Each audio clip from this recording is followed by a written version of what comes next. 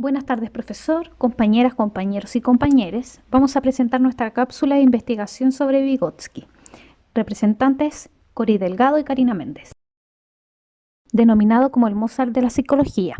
No recibió una educación formal, pero gracias a sus padres que le dejaron un legado enriquecedor en base a conocimiento fue el comienzo de inspiración en su vida.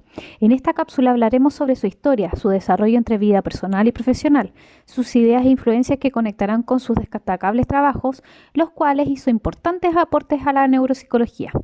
Fundador del enfoque psicológico, histórico-cultural, entre otros. Mientras estaba hospitalizado por tuberculosis, aprovechó para escribir varios trabajos científicos. Falleció a los 37 años, dejando una gran investigación en curso que posteriormente a su deceso se publicaron muchas de sus obras. En la Rusia zarista, ser judío conllevaba vivir de manera restringida respecto a la educación, ser sujeto a condiciones con menos posibilidades de acceder a la universidad y quedar excluido de ciertas profesiones. Contexto sociocultural y político: en febrero de 1917, la guerra y el hambre causaron la caída del régimen zarista. 8 meses después, causó la conquista del poder por los bolcheviques. La familia se vio obligada a trasladarse a la ciudad de Gomel, cerca de Chernobyl, por las persecuciones y represión de los zaristas a los judíos. Por esto, no realizó sus primeros estudios en una escuela formal. Lo educaron tutores en su hogar. En su formación estuvo su tutor Aspis y su primo David Vygotsky, quienes aportaron conocimiento de semiología, arte y literatura. Realizó sus estudios secundarios en una escuela judía con honores. Ha contribuido a la facultad de reconstruir su vida personal, la invasión alemana, que durante la Segunda Guerra Mundial destruyó completamente la ciudad de Gomel, en la que transcurrió su infancia y juventud. Al inicio de los estudios remonta su interés por la filosofía y la historia, materias que estudió en la Universidad Chamyavsk, aunque su titulación no estaba reconocida por las autoridades educativas. Posteriormente se centró en la psicología, donde desarrolló su teoría sociocultural, teniendo un gran impacto en el estudio del desarrollo humano y en la educación. También se interesó por el estudio de los trastornos del aprendizaje y el desarrollo humano anormal. Tuvo de maestro a Salomón Markovic, conocido por su inusual método pedagógico. Se inscribió en medicina y tan solo un mes después se cambió a leyes en la Universidad de Moscú. Después de un año se inscribió en la Facultad de Filosofía y Letras en la Universidad Popular, contenidos que apreciaba como estudiante. Ensayos y trabajos. Su primer ensayo, escrito en estilo romántico dedicado a los problemas de la cultura judía, se publica en la revista Camino Nuevo. La presentación del trabajo en el segundo Congreso Panruso de Psiconeurología Científica, en su versión escrita La conciencia como un problema de la psicología del comportamiento. Posteriormente, en 1924, presenta su trabajo Método de la investigación reflexológica y psicológica. Después amplía sus intereses a problemas de defectología, deficiencias auditivas, retraso mental, ceguera, etc. En 1925 organiza el Laboratorio de Psicología para la Infancia Normal de Moscú, que en 1929 se convierte en el Instituto Defectológico Experimental de Narcompros, Comisariado Popular de la Educación. En 1925 termina su tesis La psicología del arte. Escribe una crítica filosófica mientras estaba hospitalizado por tuberculosis a los fundamentos teóricos de la psicología, el significado histórico de la crisis de la psicología. En 1926 publica Psicología Pedagógica. Sus últimos años siguió escribiendo y dando clases dictando una estenógrafa el último capítulo de Pensamiento y Habla. Posteriormente llega a escribir más de 180 trabajos, los cuales 135 fueron publicados. Sus influencias comenzaron por el proceso de su país e historia judía. Su tutor Salomón Aspis, su lema era enseñar con independencia. Utilizaba técnicas de ingenioso diálogo socrático. Le gustaba mucho el teatro y la literatura. Esta noción desempeña un papel fundamental en la concepción del lenguaje y mente. Su primo David Vygotsky, lingüista, mentor intelectual por la semiología, poesía, teatro y filatelia.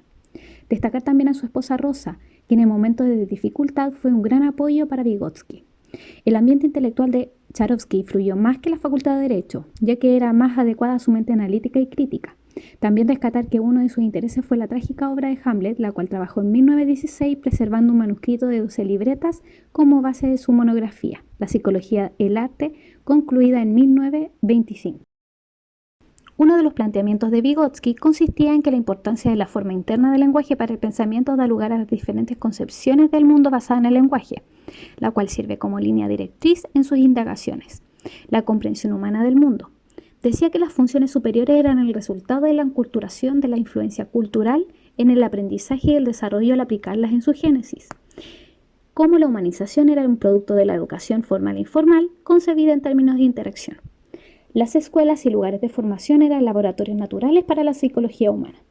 Prometía terminar con todas las formas de discriminación étnica, ya que tenía una gran preocupación por el analfabetismo.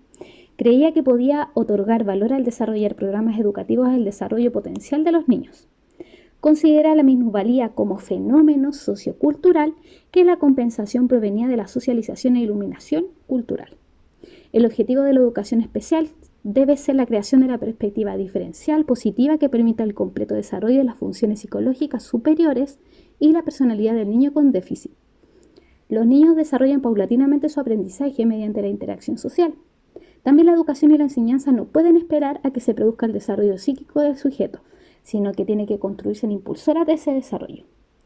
Pensamiento y lenguaje como funciones mentales superiores tenían raíces genéticas diferentes, tanto filogenética y como ontogenética. Su teoría se basa en el desarrollo mental ontogénico, que a su vez constituye una teoría histórica del desarrollo individual. Se trata de una concepción genética de un fenómeno genético. Se extrae una enseñanza epistemológica. Parece ser que las épocas históricas de cambios revolucionarios agudizan la sensibilidad del pensamiento humano y la predispone a hacer todo lo que atañe a la génesis, la transformación, la dinámica, el devenir y la revolución. A los 15 años se conocía como el pequeño profesor, donde guiaba discusiones sobre materias intelectuales entre estudiantes, teniendo interés en filosofía, Aristóteles y Napoleón. Gracias a las leyes obtuvo formación en ciencias humanas, orientación en problemas de filosofía, historia crítica, literaria y libre dominio de las lenguas europeas fundamentales. Aprovechó su formación en filosofía, psicología y literatura para basarse en sus futuros trabajos. Dirigió gran cantidad de trabajos empíricos aportando y formando educadores como psicólogo. Su teoría sociohistórica del desarrollo ocurrió a comienzos de los años 30. Vygotsky y Luria querían probar experimentalmente la determinación social de las funciones psicológicas superiores con dos tipos de poblaciones.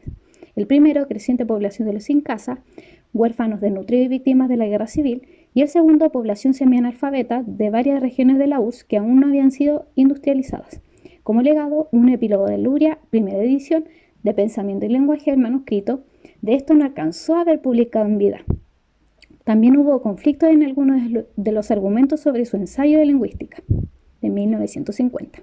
El dominio de la censura estalinista acabó afectando a la cultura, la ciencia, a Vygotsky y su obra.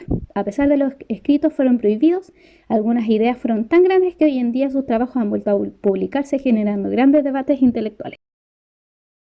En base a sus teorías, las ideas de Lev Vygotsky fue un importante precursor para la base en educación de la psicología.